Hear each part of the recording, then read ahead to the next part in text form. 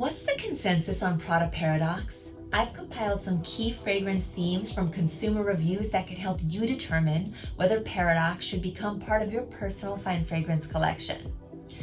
Perfume wearers' biggest compliment on this fragrance is also their biggest dig. The fragrance is really commercial. Funny how an incredibly broadly appealing fragrance can be dismissed because it's not original, risk-taking, or groundbreaking.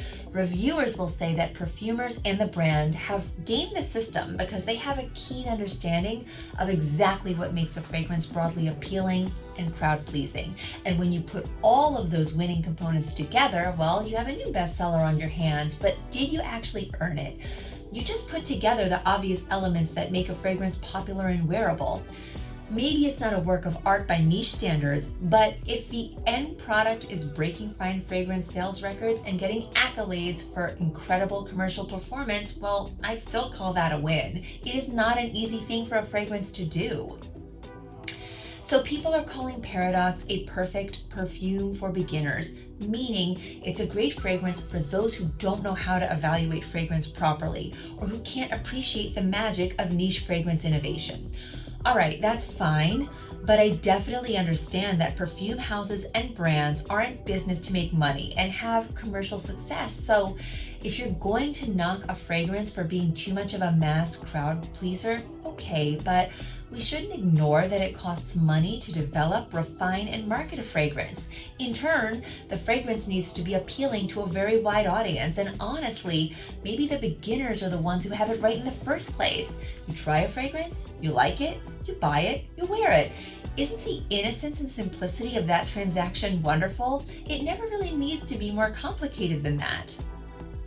But if we want to dig deeper to the root of why gaming the system to create commercial success can be a bad thing, it's because when you go after the idea of the ultimate crowd pleaser, you're likely eliminating notes and accords that can be polarizing. And while polarizing notes may be loved by some and hated by others, broadly appealing notes can sometimes feel generically pleasant, but lacking in personality or identity.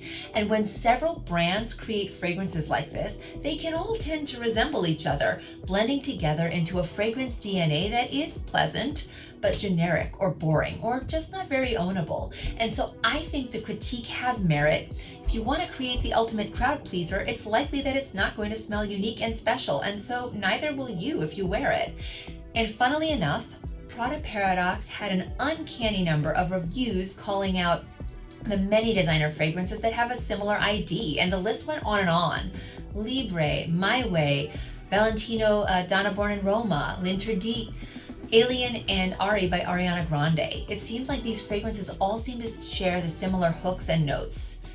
And those notes are generally centered around classic timeless elements of white floralcy like jasmine and neroli, yummy vanilla, addictive amber, soft musks, and they ease you in with the sweet candy-like opening of pear, citrus, and sugary bubblegum. These fragrance notes are pretty compelling on their own and together. I must admit, I really struggled with the cloying nature of white florals in perfumery, but find the white florals in Paradoxe to be so well blended that I actually enjoy them.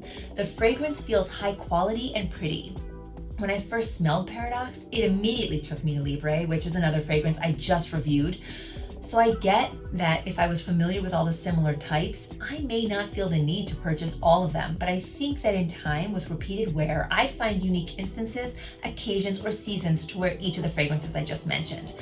Bottom line, for me, Prada Paradoxe isn't a runaway love, but it is a strong like.